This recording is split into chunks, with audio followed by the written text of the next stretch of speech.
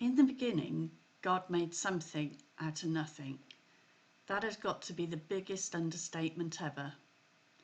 But it serves to illustrate how God can transform from one moment to the next, a moment which shows no promise, no hope, to a moment that demonstrates abundant life, variety and purpose. This is the God we serve. As we come out of lockdown, it's not as simple as returning back to life as normal, returning to familiar roles and the purposes which have driven us and defined us in the past. The official statement seems to be that life will never be the same again. Therefore, whoever we were and whatever we did now seems up in the air.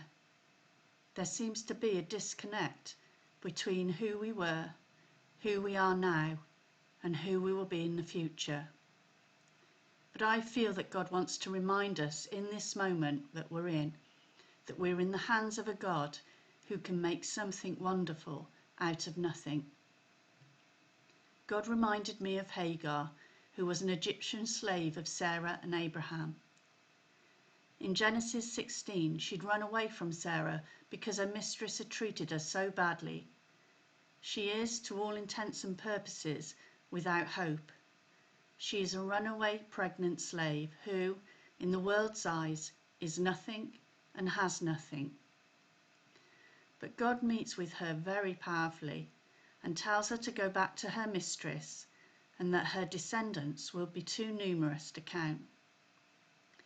He gives a direction for the present and a hope for the future. She calls God El Roi, meaning, He is the God who sees me.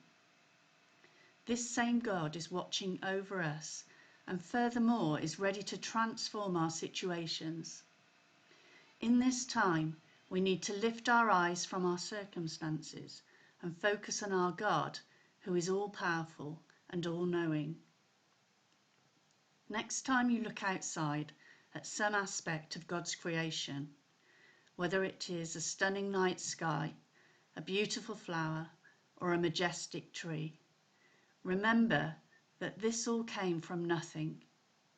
It was God who brought it into being, and in the same way, He can transform the nothingness of your situation into something wonderful in order to display His glory and purpose in your life.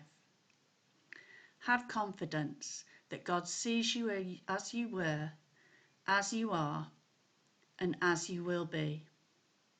There is a future for us as individuals and as a church that has been designated by God. It is waiting for all of us, ready to be brought into being under the precious hands of our Creator God.